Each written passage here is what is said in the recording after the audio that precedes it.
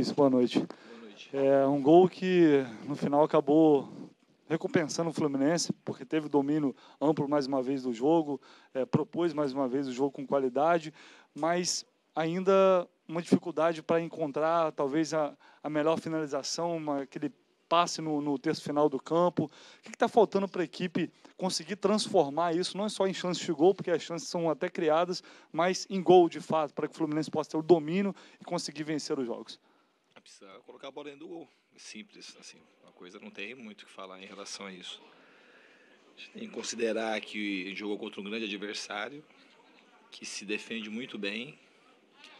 Então o Fluminense tem que ser muito elogiado hoje pela partida que fez, independente do resultado. Porque poderia ter terminado 1-0 para o Cruzeiro e isso não ia tirar o mérito da partida que o Fluminense fez.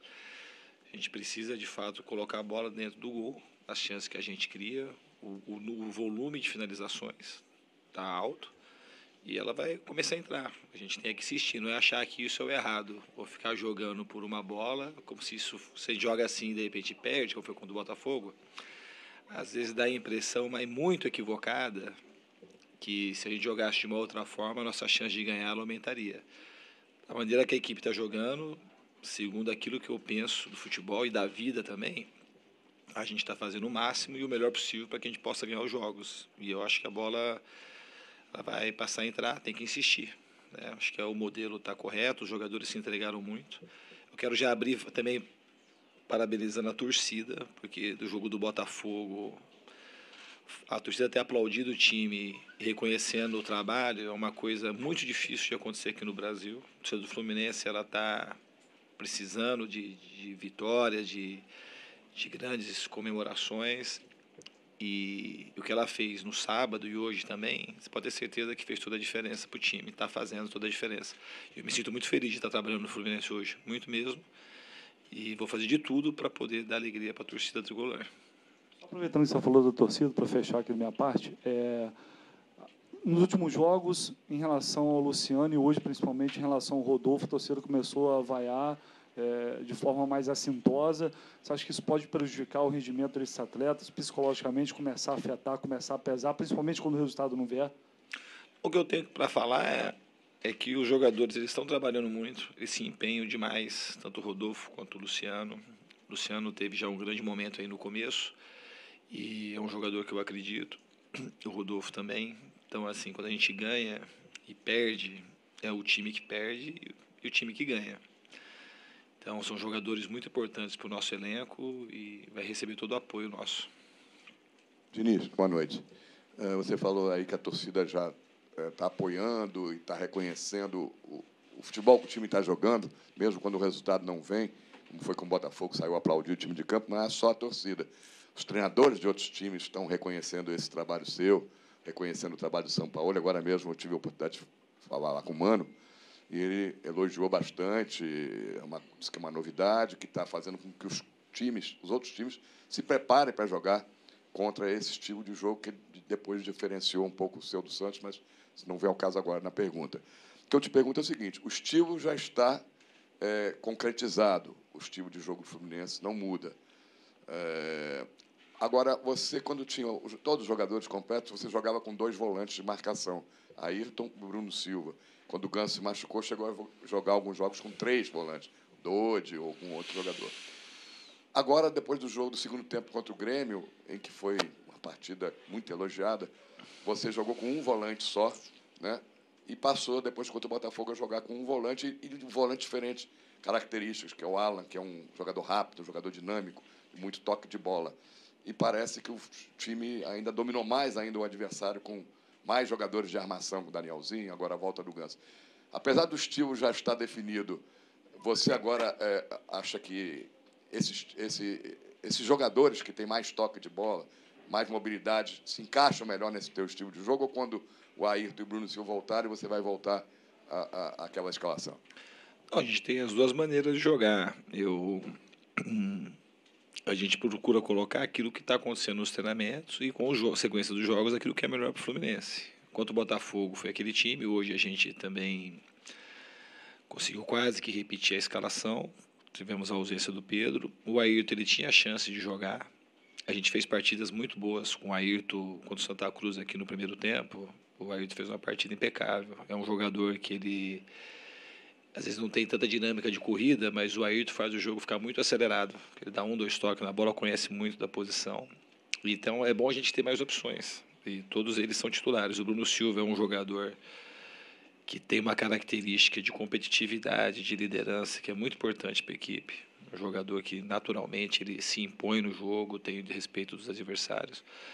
E hoje a gente ganhou mais opções. O Marcos Paulo entrou muito bem, o João Pedro fez o gol, o Evandro também fez uma boa partida, o Léo Arthur saiu jogando. A gente vai ganhando mais opções com a sequência das partidas e dos treinamentos, e isso é bom para mim. Então eu vou procurar sempre colocar o melhor time em campo, que é aquilo que eu acredito que vai dar mais certo e vai se aproximar mais da vitória. Isso, aqui atrás. Boa noite. Boa noite. Eu queria, já que você falou sobre o Léo Arthur, essa escolha por ele, o que você achou do jogo que ele fez hoje?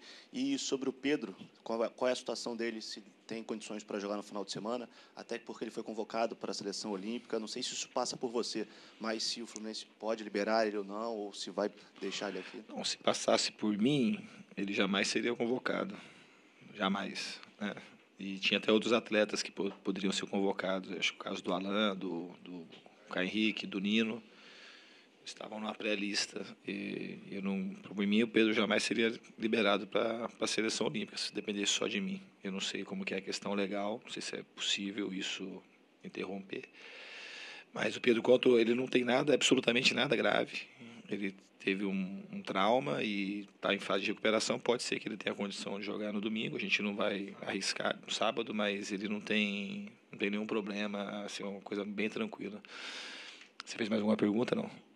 O Léo Arthur fez uma partida boa, na minha opinião, cumpriu a função, entrou muito bem no jogo contra o Botafogo. Em pouco tempo ele finalizou 2 bolas, deu o cruzamento que originou o gol que foi anulado contra o Botafogo pelo VAR.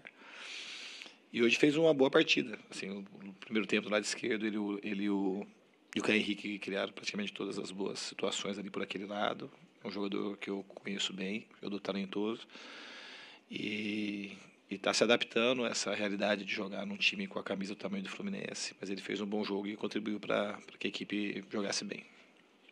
Diniz, boa noite.